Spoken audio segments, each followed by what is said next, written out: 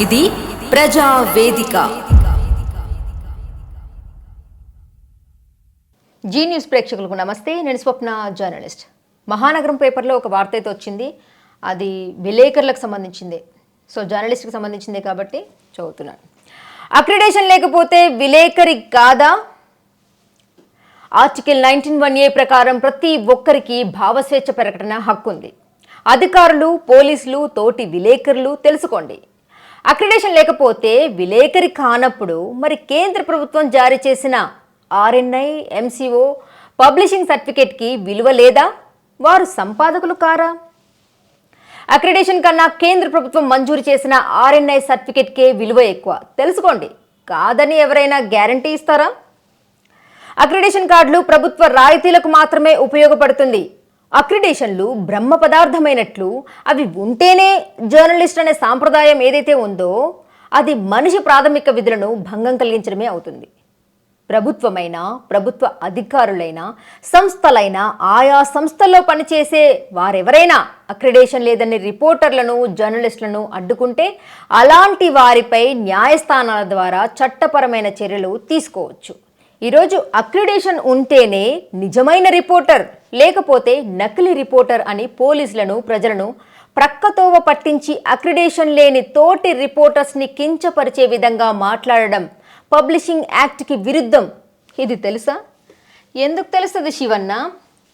Accreditation ఉంటేనే నిజమైన journalist అంట. సో ఎలా ఉంది అంటే 10,000, 20,000, 30,000 పడేస్తే అక్రిడేషన్ వచ్చేస్తుంది. వాడు అనామకుడైనా పర్వాలేదు, 10వ తరగతి పాస్ అవ్వకపోయినా పర్వాలేదు, అక్రిడేషన్ వచ్చేస్తుంది వాళ్ళకి. సో నేను ఇక్కడే మొన్న పాపం ఒక బ్రదర్ కూడా నాకు వేరే ఒక బ్రదర్ చెప్తే విన్నా నేను. ఆ బ్రదర్కి అక్రిడేషన్ ఇచ్చినందుకు ఏసీ అంట, ఆఫీస్లో ఏసీ కొనిస్తే అక్రిడేషన్ ఇచ్చారంట తనకి. అంటే ఏసీ దాదాపుగా అంటే తక్కువ కాస్ట్దో సంథింగ్ ఇంకా ఏదో అయ్యి ఉంటే కనుక డిపెండ్స్ ఆన్ కంపెనీ 20,000, 30,000, 40,000, 50,000. అంటే దీన్ని బట్టి 10,000 నుంచి మొదలు పెడితే ఇక ఇష్టారాజ్యం అనమాట. మరి ఎందుకు అంతగాని ఇప్పుడు యాక్చువల్గా అక్రిడేషన్ అనేది నిజమే, హెల్త్ పరంగా కానీ, లేదంటే కనుక బస్సు కానీ, లేదంటే కనుక ట్రైన్స్ కానీ, ఇలాంటి ఫెసిలిటీస్ కోసం అని చెప్పేసి తప్ప అక్రిడేషన్ దేనికి కాదు. నాకు వేరే వాళ్ళు కూడా అన్నారు, స్వప్న ఎందుకు నీ అక్రిడేషన్ ఇట్లా అయిందని చెప్పేసి ఎందుకు చేస్తాను, అదేం చేస్తావు, నాలుగు గీసుకోవడానికి పనికి వస్తుందా, అది ఇది అని చెప్పేసి అని చాలామంది అన్నారు. కాకపోతే ఏంటంటే మొన్న అంతకుముందు నేను బీ న్యూస్లో ఉన్నప్పుడు ఒక సార్ అన్నారు, అడిగిందనమాట, ఇల్లులు కోసం అని చెప్పేసి అని అప్లై చేస్తున్నారు, ప్రెస్ క్లబ్లో ఇంటి కోసం అని చెప్పేసి అని అప్లై చేస్తున్నారు. అక్కడ వాళ్ళు ఏమన్నారంటే, మేడం సార్ మాకు కూడా వస్తుందా ఇల్లు, మేము కూడా రెంట్ హౌస్లో ఉంటున్నాం కదా సార్ అనేసి అంటే, మేడం మీకు అక్రిడేషన్ ఉందా అనేసి అన్నారు. అంటే ఉంది సార్ నాకు అక్రిడేషన్ ఉంది. అంటే ఎన్ని సంవత్సరాల నుంచి ఉంది అనేసి అన్నారు. 2018, 16 సరే ఉంది అని చెప్పిన తర్వాత, మేడం మినిమం ఒక 10 years ఉండాలి అక్రిడేషన్ కార్డు, అంటే 10 years నుంచి ఉండాలి, ఒక 2-3 కార్డ్స్ దాకా ఉండాలి అని చెప్పేసి. ఎందుకంటే 2 yearsకి ఒకసారి రెన్యువల్ కాబట్టి సో ఇంత ఉండాలి. ఒక్కోసారి ఇంకా మనకి ఎలక్షన్స్ అనో లేకపోతే ఇంకేదైనా ఉంటే ఎక్స్టెండ్ చేస్తూ ఉంటారు కదా అక్రిడేషన్ కార్డు. సో ఇలా ఉండాలి అని చెప్పిండ్రు. అరే ఇన్ని అసలు 2006 నుంచి మనం మీడియా దాంట్లో ఫీల్డ్లోనే ఉన్నాం కదా అని చెప్పేసానంటే, అలా కాదు మేడం, ప్రెస్ క్లబ్లో మెంబర్షిప్ ఉండాలి, అక్రిడేషన్ కార్డు ఉండాలి, సో సభ్యత్వం ఉండాలి, ఇన్ని ఉండాలి అని చెప్పిననమాట. ఓహో, సో అయితే నాకు రాదేసానంటే, రాదు మేడం రాదు, సమస్య లేదు, మేమే ఎప్పటి నుంచో ఉన్నాం మేడం అనేసి అని చెప్తున్నా. అంటే నాకున్నటువంటి ఎక్స్పీరియన్స్ కూడా వాళ్ళకి ఏం లేదు. అంటే అంత లేటుగా వచ్చిండ్రు. కొంతమంది 10 సంవత్సరాలు, కొంతమంది 8 సంవత్సరాలు అలా వచ్చి ఉన్నారు. సో నేను ఇప్పుడు వాళ్ళని ఏం కించపరచట్లేదు. అంటే అక్రిడేషన్ కార్డు ఉంటే, మొన్న కూడా నేను చెప్పొద్దు కానీ నేను సిపి ప్రెస్ మీట్కి వెళ్ళినప్పుడు బయట నేను ఒకటే అనుకున్నా, అరే తెలిసిన ఒక బ్రదర్ని అడిగిన, బ్రదర్ మరి మేము వెళ్ళొచ్చా అది ఇది అనేసి అంటే, ఏమో మేడం యూట్యూబ్కి మరి ఉందో లేదో ఒక్క నిమిషం ఆగండి, మేము అంటే ఇక్కడ ఒక సార్ని అడుగుతాను అని చెప్పేసి అని అన్నారు. ఆ సార్ని కూడా అడిగితే సార్ ఏమన్నారంటే, అమ్మ ఇట్లా అక్రిడేషన్ ఉన్న వాళ్ళే లోపలికి వెళ్ళాలంటే, సార్ నాకు ఉంది సార్ యాక్చువల్గా, కాకపోతే రెన్యువల్ టైంలో అది కొంచెం డిలే అయిపోయింది అనేసి అంటే, అట్లా కాదు మేడం మెయిన్ పేపర్స్కి మాత్రమే లోపలికి ఎలో చేస్తారు, మామూలుగా ఎలో చేయరు అనేసి అంటే, అవునా సార్, యాక్చువల్గా నేను జర్నలిజం చేశాను సార్, కేయూ యూనివర్సిటీ నుంచి చేశాను నేను, సో అండ్ సో అని చెప్పుకున్నాను. సో ఆ బ్రదర్ కూడా పాపం చాలా అంటే మహిళగా వచ్చావు కదమ్మా, వెళ్ళు లోపలికి వెళ్ళి కూర్చో, ఎవరు అబ్జెక్షన్ చెప్పకపోతే పర్వాలేదులే అని చెప్పేసి అని పాపం ఆ బ్రదర్ నాకు పర్మిషన్ ఇచ్చారు నిజంగా. కానీ అంటే అబ్జెక్షన్ ఎవరు చెప్తారు, లోపడున్న ఈ ఈ ఈ ఏది విఐపీలు ఉన్నారు కదా మన సో కాల్డ్ ఏదైతే మెయిన్ స్ట్రీమ్ మీడియా వాళ్ళు కొంతమంది ఉన్నారు కదా. సో నేను అందరిని అనట్లేదు, ఎందుకంటే చాలామంది పాపం నిజాయితీగా ఉన్న జర్నలిస్టులు, నిజం కోసం ప్రజల సమస్య కోసం పోరాడేటువంటి బ్రదర్స్ చాలామంది ఉన్నారు వరంగల్లో. కానీ కొందరు ఉన్నారు చూడండి, ఎందుకు వస్తున్నారు, వాళ్ళకి ఏమిది ఉంది, వాళ్ళు ఎందుకు రావాలి, వాళ్ళు ఎందుకు తీసుకోవాలి అని చెప్పేసి అసలు ఎందుకు ఆ విలువల్ని ఎందుకు తగ్గిస్తున్నారో నాకు అర్థం అవ్వట్లేదు. ఇదే సిచ్యువేషన్లో నేను ఇక్కడే మనకి కోర్టు ఎదురుగానే ఉన్నటువంటి స్కూల్, గవర్నమెంట్ స్కూల్కి వెళ్ళేసి న్యూస్ కవర్ చేద్దామని చెప్పేసి, ఆల్రెడీ నేను నిన్న వీడియోలో కూడా చెప్పాను కదా, ఆ గవర్నమెంట్ స్కూల్లో అసలు ఫెసిలిటీస్ బాగలేదు అది ఇది అని చెప్పేసి అని, అంటే గైడ్స్ ఫాలో చేస్తున్నారు, బాత్రూమ్స్లో కూడా అసలు నీట్గా లేవు. ఆ టీచర్స్ కూడా కొంతమంది చెప్పారు, మేడం కొంచెం చెప్పండి మీ ఛానల్లో వేసుకోండి అది అని చెప్తే సరేలే అని చెప్పేసి అని అనుకున్నాను. అంటే అక్కడ అంటే ఇది జరిగిన విషయం 2 సంవత్సరాల క్రితము, కాకపోతే మొన్న నేను వెళ్ళినప్పుడు సరే కొత్తగా ఛానల్ పెట్టుకున్నాను, గంగా ప్రవాహం, జీ న్యూస్ గంగా ప్రవాహం అని చెప్పేసి అని, మళ్ళీ అదే పొజిషన్ ఉందా, పిల్లలకి ఏమైనా మారిందా, ఎందుకంటే తీరా చూస్తే మళ్ళీ కోర్టు ముందటే కదా అని చెప్పేసి అని కూడా నేను వెళ్ళి న్యూస్ కవర్ చేద్దామని వెళ్ళాను. అక్కడ ఇంకొక బ్రదర్ ఏంటి అంటే ఇంకా చెప్తున్నారు, ఆయన ఏదో రిటైర్ అయ్యి వచ్చారంట, ఏదో ఆఫీసర్ అంట మరి. సో ఆయన ఏం చెప్తున్నారు, మేడం మీరు అట్లా తీసుకోవడం కుదరదు, అది విరుద్ధం, మాకు TV9 వాళ్ళు తెలుసు, V6 వాళ్ళు తెలుసు. నాకు ఒక్కటే అర్థం అవట్లేదు, ఏ ఛానల్ తెలిస్తే నాకెందుకు అంటున్నా.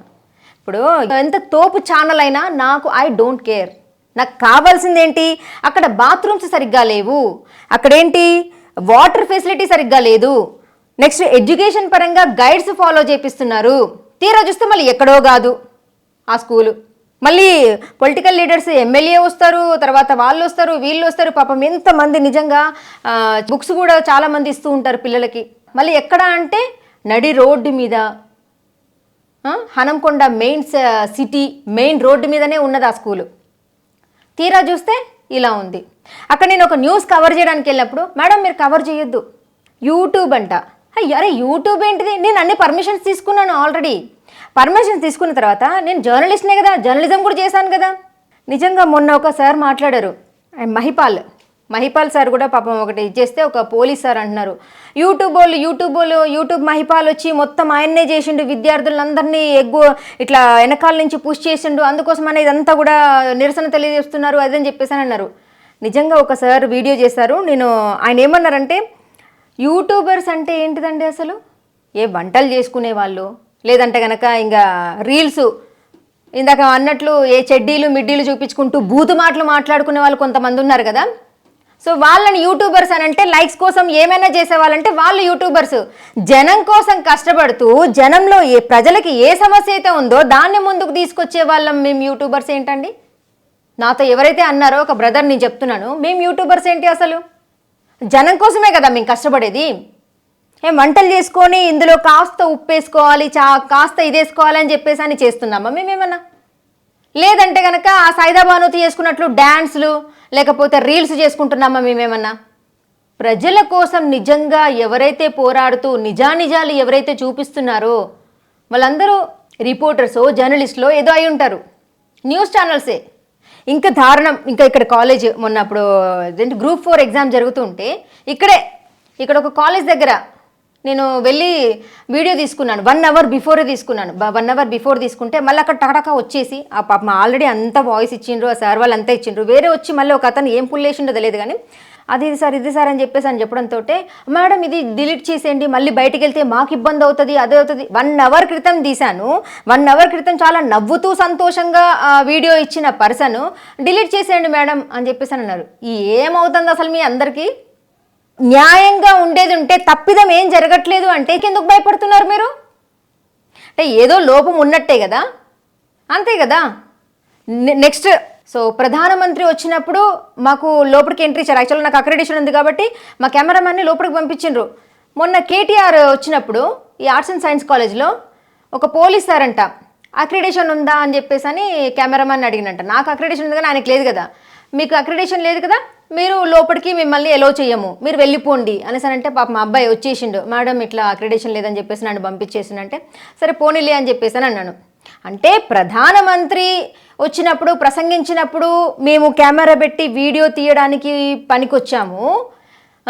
మొన్న కేటీఆర్ వస్తే మాత్రం అక్కడ పోలీస్ వాళ్ళు ఆపేసి చాలా స్ట్రిక్ట్ రూల్స్ మేడం అది అని చెప్పేసి ఆయన, నేను వెళ్ళలేదు యాక్చువల్గా, నేను ప్రతిదానికి కూడా నేను బయటికి నాకు ఇంట్లో పనులు నాకు ఉంటాయి, నేను వెళ్ళేది ఏదైనా ఉంటే కనుక డెఫినెట్లీ వెళ్తాను బయటికి, చాలా వరకు కూడా అబ్బాయినే పంపిస్తూ ఉంటాను నేను. సో అక్రిడేషన్స్ ఉంటేనే వాల్యూ అట. మరి అక్రిడేషన్స్ ఉంటేనే వాల్యూ అన్నప్పుడు ఈరోజు 10,000 పడేస్తున్నా కూడా 10వ తరగతి పాస్ అవ్వని వాడికి కూడా అక్రిడేషన్ ఇస్తున్నారు కదా. ఎందుకు బీ న్యూస్లో నాకు అక్రిడేషన్ పెట్టారు, ఇది రెన్యువల్ టైంలో. ఆ టైంలో నాకు 4 months శాలరీ రాలేదని చెప్పేసి అంటే కనుక తర్వాత ఏం చేసిండ్రు, నాది అప్లికేషన్ పెట్టిండ్రు సార్, అన్నీ చేశారు ఎండి సార్. తీరా రిపోర్టర్స్ కొందరు ఏం చేశారో, ఏం జిమ్మిక్కు చేశారో, ఏం మాయలు చేశారో కానీ ఈ విషయం నేను తీసుకెళ్ళి అక్కడ ఐఎంపీఆర్లో అడిగితే, డిపిఆర్ఓ సార్ని అడిగితే, స్వప్న నేనేం చేయలేనమ్మా, జస్ట్ నువ్వు రిక్వెస్ట్ చెయ్యి నేను పెట్టిస్తాను అని అన్నారు. రిక్వెస్ట్ చేయడం ఏంటి, రిక్వెస్ట్ అండి, నేను వర్క్ చేస్తున్నా, జెన్యూన్గా నేను వర్క్ చేస్తున్న దాన్ని నేను వెళ్ళి బతిమలాడాలంట, కాళ్ళు గడ్డం పట్టుకొని బతిలాడనా నేనేమన్నా? అరే జర్నలిజం చేసి ఇంత జెన్యూన్గా ఇన్ని ఇయర్స్ నుంచి నేను మీడియాలో ఉన్నదాన్ని వేరే వాళ్ళ దగ్గర పోయి బతిలాడడం ఏంటి అసలు? వాళ్ళు ఇచ్చుకున్న వాళ్ళకి అక్రిడేషన్స్ వస్తాయంట, వాళ్ళు ఎవరైతే ఇంకొక అదే విషయంలో నేను వెళ్ళి ఇక్కడ ఒక మహిళ ఉంటుంది మన ఆఫీస్లోనే, ఇక్కడ పిఆర్ఓ అనుకుంటా ఎవరో మేడం, ఆమె పేరు కూడా నాకు గుర్తులేదు, వెళ్తే అసలు నిజంగా అనొద్దు కానీ ఆడవాళ్ళకే శత్రువులు అండి అసలు. కనీసము వెళ్ళినప్పుడు కూర్చోండి అని కూడా లేకుండా ఏంటి అని చెప్పేసాను, మేడం ఇట్లా సో అండ్ సో నా నేమ్ ఉందా అది అంటే, ఇలా మీరు రావద్దు, మేము ఆల్రెడీ వాళ్ళు ఎవరైతే పేర్లు పంపించారో వాళ్ళకి మేము ఆల్రెడీ సిగ్నేచర్ చేసి పంపిస్తాము, ఇలా రావడం ఏంటి అని చెప్పేసి అన్నారు. అరే తోటి మహిళ, ఆమె ఒక వృత్తిలో ఉంది, ఇంకా నేనైనా పబ్లిక్ దగ్గర రూపాయి తీసుకోకుండా ప్రజాసేవ చేస్తున్నాం, వాళ్ళు గవర్నమెంట్ ప్రజలు కట్టే పన్నులతోటి శాలరీస్ తీసుకుంటూ ఎంత ఉంటుందంటే వాళ్ళకి నిజంగా కొంతమందికి అలా ఉంటుంది. అంటే మీ ఎండి వాళ్ళు ఎవరికైతే పంపిస్తారో పేర్లు, ఎవరి సిగ్నేచర్స్ అయితే చేస్తారో వాళ్ళకి మాత్రమే అక్రిడేషన్స్ ఇస్తాము, మిగతా వాళ్ళకి మేము ఇవ్వము. వాళ్ళు పేర్లు పంపించింది లంగలైనా దొంగలైనా అర్హులైనా అనర్హులైనా కానీ 10వ తరగతి పాస్ అయినా ఫెయిల్ అయినా ఎవరైనా మాకు సంబంధం లేదు, మేము జస్ట్ అడ్డిగుడ్డిగా సంతకాలు పెట్టేస్తాము, అక్రిడేషన్స్ ఇచ్చేస్తాము కొందరికి. సో ఇది మరి అక్రిడేషన్ని ప్రామాణికంగా తీసుకుంటే ఎలా? మరి మేము యూనివర్సిటీలో వచ్చినటువంటి సర్టిఫికేట్స్ అన్నీ నాలుగు గీసుకోవడానికా? ఇలా ఉన్నారు కొందరు. అక్రిడేషన్స్ ఉన్న విలేకరులారా, అక్రిడేషన్స్ లేకపోతే రిపోర్టర్స్ కాదని ఎక్కడైనా ఏమైనా రూల్ రాసిపెట్టి ఉందా? ఉంటే కొంచెం చూపించండి. మరి యూట్యూబర్స్ రావద్దు, అక్రిడేషన్ లేకపోతే రావద్దు అంటే, అక్రిడేషన్ కొనుక్కున్నా 10వ తరగతి పాస్ అవ్వకపోయినా, వాడు జనం కోసం కాకపోయినా, అవినీతి పరుడైనా వాళ్ళకి ఎంట్రీ. కొందరికి, అందరూ కాదు. మళ్ళీ పాపం జెన్యున్గా జర్నలిజం చేసిన వాళ్ళు ఉన్నారు, జెన్యున్గా ప్రజల కోసం పోరాడే వాళ్ళు ఉన్నారు, జెన్యున్గా అక్రిడేషన్ ఉన్న వాళ్ళు ఉన్నారు. ఇంకా పాపం ఇంకొక సార్కి కూడా పాపం ఆయనకున్నటువంటి అక్రిడేషన్ కూడా అక్కడే ఉంచేసుకున్నారు ఆఫీస్లోనే. ఇదే మూర్ఖత్వం అండి అసలు. డబ్బులు కడితే అక్రిడేషన్, నిజాలు మాట్లాడితే నో అక్రిడేషన్, వాళ్ళకు నచ్చిన వాళ్ళకి అక్రిడేషన్. ఇలా ఉంది వ్యవస్థ. ఇండియన్ కాన్స్టిట్యూషన్లో 4th ఎస్టేట్కు ఉన్న నియమ నిబంధనలు ఎప్పుడైనా చదివారా? అది చదివితే అసలు ఇక అంతా బాగానే ఉంటుంది కదా శివన్న. మీరు రాశారు కదా అక్రిడేషన్ లేకపోతే విలేకరి కాదా అని. అదే ఇండియన్ కాన్స్టిట్యూషన్ చదివితే ఎందుకన్నా ఇవన్నీ అడుగుతారు? అవేమీ తెలియదు మాకు. ఏదో డైలాగ్ ఉంది కదా, సో అండ్ సో స్పెల్లింగ్ అంటే రాదు, లేదు, అది కొందరు. ప్రింట్ మీడియా, ఎలక్ట్రానిక్ మీడియాలకు ఆయా జిల్లాల్లోని జిల్లా కలెక్టర్, డిపిఆర్ఓలు ప్రభుత్వ నిబంధనలకు లోబడి అక్రిడేషన్లు జారీ చేస్తారు. సంస్థలో పనిచేసే రిపోర్టర్లందరికీ అక్రిడేషన్లు ఇవ్వరు. మరి అక్రిడేషన్ లేని వారందరూ రిపోర్టర్స్ కారా? ఆయా జిల్లా కలెక్టర్లు, డిపిఆర్ఓలకు ఆర్ఎన్ఐ పబ్లిషింగ్ యాక్ట్ రూల్స్ వారికి తెలియవు అని మీ అభిప్రాయం. వారికి లేని అభ్యంతరాలు మీకెందుకు? సో వాళ్ళకి ఎందుకుంటాయి అన్న అభ్యంతరాలు? డిపిఆర్ వాళ్ళకి కానీ ఎవరికైనా కానీ ఎందుకుంటాయి అభ్యంతరాలు? జస్ట్ వాళ్ళు ఏంటిదంటే ఇక్కడ ఏదైతే లోకల్ ఛానల్స్లో ఉన్న వాళ్ళు అంతా న్యూస్ అంతా సంవత్సరం అంతా బంద్ చేస్తారు. ఇంకా అక్రిడేషన్ అని ఒక నోటిఫికేషన్ ఒక ప్రకటన విడుదల అవ్వని ఇక పొలోమని న్యూస్లు స్టార్ట్ చేసేస్తారు. ఇక న్యూస్లు ఎలా స్టార్ట్ చేస్తారంటే పాపం న్యూస్ రీడర్స్ని పిలిపించుకుంటారు. సో అంటే పోటాపోటీగా న్యూస్లు చెప్పిస్తారు. చెప్పించిన తర్వాత బిట్లు కట్ చేస్తారు. తర్వాత కట్ చేసిన తర్వాత 4 బులెటిన్స్ చేస్తారు. వేసింది అని చెప్పేసి అని, పాడిందే పాటరా అని చెప్పేసి అని న్యూస్లు వేసేస్తారు. తీరా అక్కడికి వెళ్ళిన తర్వాత పంపించేస్తారు, ఇన్స్పెక్షన్కి వచ్చేస్తారు అక్కడి నుంచి. సో అప్పటి వరకు బాగా నడుస్తుంది కదా మొత్తం అంతా. ఇక లేదు వస్తున్నారు, న్యూస్ రీడర్స్ వస్తున్నారు, చదువుతున్నారు, వెళ్తున్నారు, సో అండ్ సో అని చెప్పి చేస్తారు. అక్రిడేషన్స్ వన్స్ అప్రూవల్ అయిందా చల్లబడతారు ఇక అందరూ. న్యూస్ ఉండదు, ఏముండదు. పాపం అక్కడ చదివిన వాళ్ళకి కూడా అసలు శాలరీస్ కూడా ఉండవు. పాపం నాకు తెలిసిన ఒక అన్న కూడా పాపం కెమెరామ్యాన్ ఒక అన్న, ఆ అన్నకి శాలరీస్ లేవు. ఇంకొక అమ్మాయి ఒక సిస్టర్ ఉంది, ఆ సిస్టర్కి శాలరీస్ లేవు, ఎవరికీ లేవు. 2-3 బ్రదర్స్ అన్నారు నాతోటి, స్వప్న అసలు ఆ ఛానల్లో అసలు శాలరీస్ రాని వాళ్ళు రాలేదు. సరే అక్కడ శాలరీ వసూలు చేసిన మొట్టమొదటి మహిళ నువ్వే అని చెప్పేసి అని అన్నారు. మొట్టమొదటి మహిళ నేనే అయ్యుండొచ్చు అన్న, ఇంకా నాకు 4,000 డ్యూనే ఉంది అక్కడ. మొత్తం 40,000కి 36,000 ఏమో వచ్చినట్టుంది, ఇంకా 4,000 డ్యూనే ఉంది అక్కడ. నకిలీ రిపోర్టర్స్ అని నెత్తి నోరు కొట్టుకుంటున్నారు. రిపోర్టర్స్కి సంస్థ గుర్తింపు కార్డు ఉండగా నకిలీ అని ఎలా అంటారు? రిపోర్టర్లకు ఉండవలసింది ఆయా సంస్థ జారీ చేసిన ఐడి కార్డు. అక్రిడేషన్ కాలమానం కాదు, అది కేవలం ప్రభుత్వ రాయితీలకు మాత్రమే. కరెక్టే. సో అక్రిడేషన్ అనేది కేవలం మన ప్రభుత్వం నుంచి వచ్చేటువంటి ఏవైతే రాయితీలు ఉన్నాయో వాటి కోసమే. కానీ ఇప్పుడు అక్రిడేషన్ ఉంటేనే జర్నలిస్ట్ అని చెప్పేసి అంటే, సరే ఒక రోడ్డు పైన ఉన్నటువంటి పానీపూరోడో లేకపోతే టీ కొట్టువాడో తీసుకొని వెళ్ళిపోయి కొంత అమౌంట్ కట్టేస్తాడు, ఆయన జర్నలిస్టా? ఏ న్యూస్ కవర్ చేయడు, ఎక్కడికి వెళ్ళడు, ఏమీ తెలియదు. సో అట్లాంటి వాళ్ళు జర్నలిస్టేనా సార్? అక్రిడేషన్ ఉంటే ఇట్లా చూపించుకుంటే? ఏమో ఇదంతా రాజకీయ నాయకులు కానీ లేదంటే కనుక ప్రభుత్వం కానీ లేకపోతే ఇంకా ఏదైనా వేరే సంస్థలు కానీ తెలుసుకోవాలి. అక్రిడేషన్ ఉంటేనే కాదండి, ఈరోజు 10,000 పడేస్తేనో 20,000 పడేస్తేనో లేదంటే కనుక ఇంకొక బ్రదర్ ఏదో చెప్పినట్టు ఏసీ కొనిస్తేనో అక్రిడేషన్స్ ఇచ్చేస్తారు. అలా ఉంది మన దౌర్భాగ్యం. రిపోర్టర్లకు ఉండవలసింది ఆ సంస్థ జారీ చేసిన ఐడి కార్డు. అక్రిడేషన్ కొలమానం కాదు, అది కేవలం ప్రభుత్వ రాయితీలకు మాత్రమే.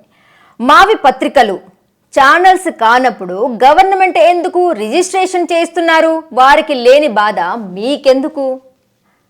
నిజమే కదా, రిజిస్ట్రేషన్ అని చెప్పేసి అని మేము రిజిస్ట్రేషన్ చేయించుకుంటున్నాం. ఛానల్ అంటే ఎలక్ట్రానిక్ మీడియా అయితే ఏంటి, లేకపోతే ప్రింట్ మీడియా అయితే ఏంటి, రిజిస్ట్రేషన్ చేయించుకుంటున్నారు. అంటే కేవలం పైసలు దండుకోవడం కోసమేనా ఈ రిజిస్ట్రేషన్లు? అట్లాంటి ఇప్పుడు మీరు ఎవరైతే రిజిస్ట్రేషన్ చేస్తున్నారో వాళ్ళని తప్పు పట్టినట్టే కదా. ఎవరైతే అక్రిడేషన్ లేదని ఆపుతున్నారో, ఇప్పుడు ఆ సంస్థలో ఉన్న వాళ్ళు ఎవరైతే ఎండీనో లేకపోతే సిఈఓనో ఎవరైతే ఉన్నారో మామూలుగా ఐడి కార్డ్స్ ఇస్తారు. వాటిని చూసుకుంటే ఇప్పుడు వాళ్ళకి అర్హత ఉందా లేదా అని చెప్పేసి అని చూసే కదా మేము ఐడి కార్డ్స్ ఇచ్చేది. సరే కొందరు ఇప్పుడు ఒక ఛానల్ ఇంతకుముందు మళ్ళీ దాని గురించి మళ్ళీ నేను ఒకవేళ ఆయన పేరు చెప్పిన అనుకో, మళ్ళీ ఫోన్ చేసి మేడం మా ఛానల్ గురించి ఎందుకు అనేసి అని అంటారు. అంతా ఎందుకు లొల్లి. కానీ ఆ సాయిదా ఎక్కడ చేసిండు ఇంతకుముందు ఐడి కార్డు, మరి ఎలా ఇచ్చిండ్రో తెలియదు. కానీ అది కూడా మార్పు రావాలండి. అలాంటి వాళ్ళకి కూడా కొందరు నిజంగా మనుషుల్ని దోచుకునే వాళ్ళు, దౌర్జన్యంగా ముందుకు వెళ్ళే వాళ్ళు, అలాంటి వాళ్ళకి ఇవ్వకుండా దయచేసి వాళ్ళేంటి, వాళ్ళ బ్యాక్గ్రౌండ్ ఏంటి, గతంలో ఏం చేశారు, దొంగనా కొడుక లేకపోతే దొరనా, జనాల కోసం పనిచేస్తాడా, జేబులు నింపుకోవడానికి పనిచేస్తాడా, ఇవన్నీ దయచేసి ఆలోచించి కాస్త వాడు ఎలాంటోడో అన్ని సిగ్నేచర్స్ తీసుకొని, వాడు ఒకవేళ క్రిమినల్ బ్యాక్గ్రౌండ్ ఉన్నా ఇంకేమైనా చేసినా కానీ మాకు ఎలాంటి సంబంధం లేదు అని చెప్పేసి అని లెటర్ రాసుకొని పక్కా మనిషి, పనిచేసే మనిషి అయితేనే వాడికి కూడా ఐడి కార్డ్స్ ఇవ్వండి దయచేసి, మీకు దండం పెడతాం. ఎట్లాగో ప్రభుత్వం అక్రిడేషన్ విషయంలో పట్టించుకోవట్లేదు, సంస్థలకే వదిలేసింది. ఏది మన లోకల్ ఛానల్స్కో లేకపోతే మెయిన్ స్ట్రీమ్ ఛానల్స్కో వదిలేసింది. వాళ్ళు ఎవరిని పెట్టుకుంటే వాళ్ళే, ఎంత డబ్బులు వసూలు చేసుకొచ్చే వాళ్ళు ఉంటే, ఎంత వాళ్ళ ఛానల్కి అమౌంట్ తీసుకొచ్చుకునే వాళ్ళు ఉంటే కొంతమందిని అంతమందిని సెలెక్ట్ చేసుకుంటారు, కొందరు, అందరు కాదు. సో అక్రిడేషన్ ఎట్లాగో అయిపోయింది, పక్కన పెట్టండి.